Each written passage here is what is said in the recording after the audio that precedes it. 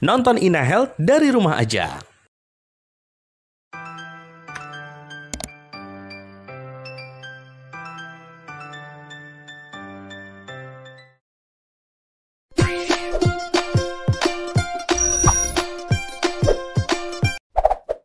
Wah, ketemu lagi.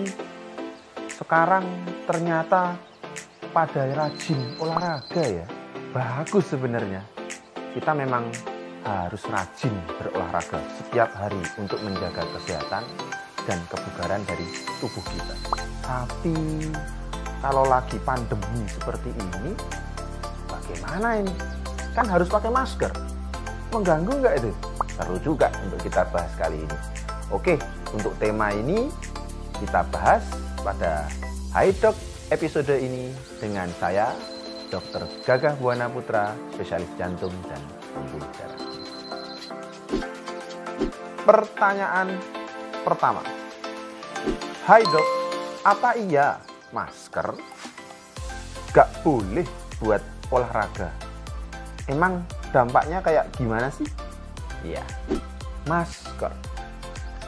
Masker ada berbagai jenis, ya, dari masker kain, masker medis, dan masker khusus untuk mereka-mereka yang merawat pasien dengan infeksi coronavirus di rumah sakit.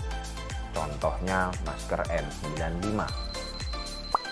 Semua masker pada prinsipnya mempunyai kemampuan filtrasi dan kemampuan untuk respirasi. Jadi filtrasi itu untuk menyaring. Filtrasi itu untuk menyaring kuman.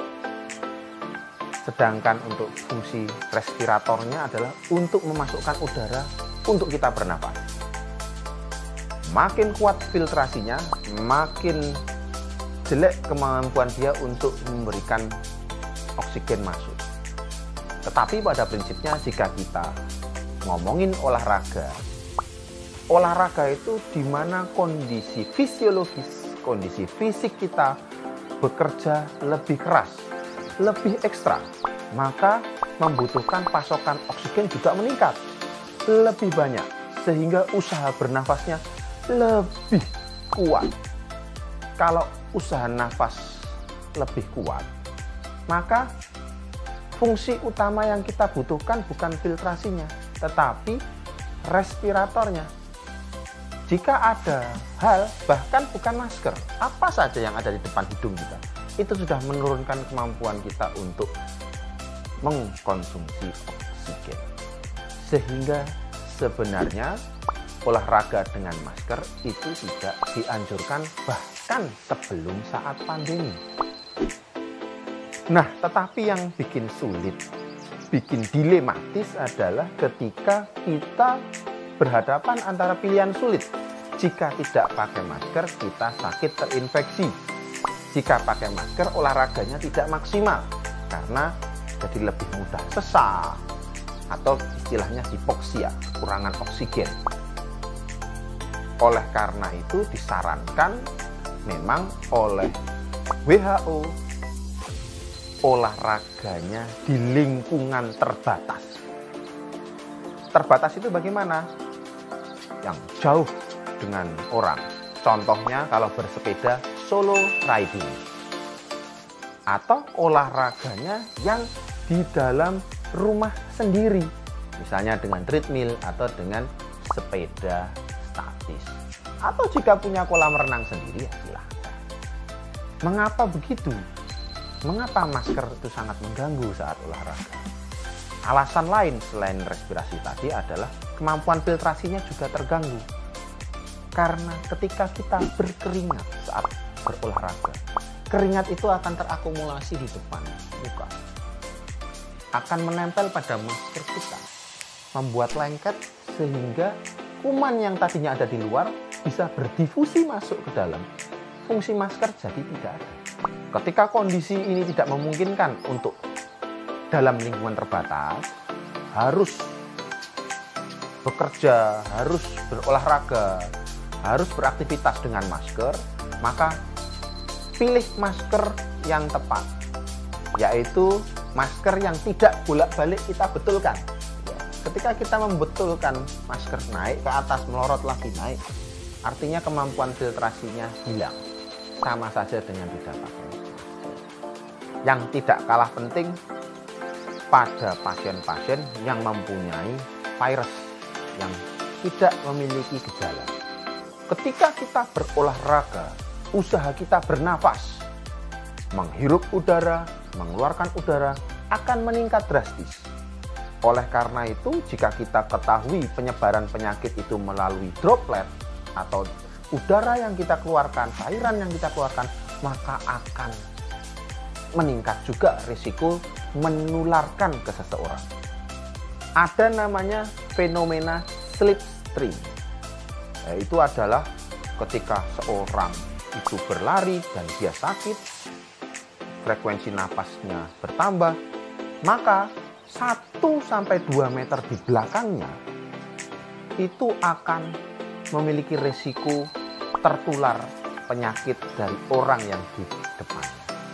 Sehingga memang disarankan untuk berolahraga solo atau sendiri-sendiri. Oke, lanjut ke pertanyaan kedua. Hai dok, sebelum ada corona pun saya kalau olahraga suka pakai masker. Takut menghirup debu dan kotoran di udara. Kira-kira bisa gak kalau saya tetap pakai masker saat olahraga? Jenis masker yang seperti apa yang bisa saya gunakan? Jika sudah biasa pakai masker, diteruskan tidak apa-apa. Artinya Anda sudah beradaptasi. Olahraga dengan masker memiliki hambatan pada intake dari oksigennya. Tetapi jika Anda sudah beradaptasi lama dengan masker, maka dilanjutkan tidak ada masalah. Jenis masker apa yang dipakai? Silahkan pakai masker bedah boleh, masker medis boleh, masker kain boleh. Yang penting syaratnya masker itu tahan air, sehingga tadi keringat tidak akan menempel di masker sehingga maskernya jadi lepek. Yang kedua, tidak bolak-balik dibetulkan, artinya masker Anda tidak cukup baik menahan adanya kuman yang akan masuk. 2 itu saja cukup. Olahraga dengan masker itu seperti halnya Anda berolahraga di ketinggian, sehingga akan lebih mudah capai.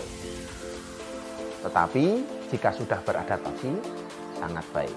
Silahkan dilanjutkan. Pertanyaan ketiga. Hai dok, saya dapat info kalau olahraga pakai masker bisa keracunan karbon dioksida. Kok bisa dok? Info yang Anda terima tidak sepenuhnya salah. Karena berolahraga itu selain memasukkan oksigen, menghirup oksigen, kita juga mengeluarkan karbon dioksida sebagai hasil akhir dari metabolisme pernapasan kita. Karbon dioksida ini harusnya dibuang, tidak untuk diserap lagi, tidak untuk dihirup lagi, karena sifatnya toksik atau beracun. Sehingga kalau terlalu banyak bisa keracunan.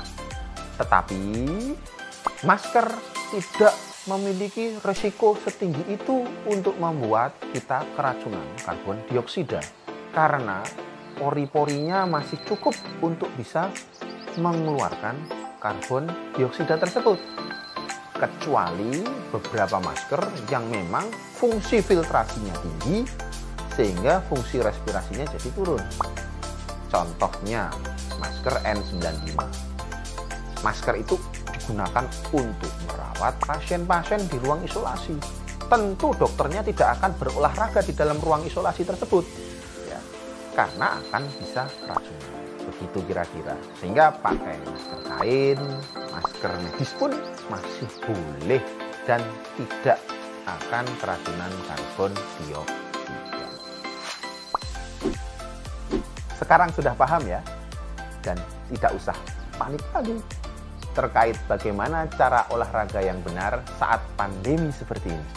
Kita ketemu lagi di Hi Doc Ina Health bersama saya Dr. Gagah Buana Putra, spesialis jantung dan pembuluh darah, untuk pertanyaan-pertanyaan berikutnya terkait tema jantung dan pembuluh darah.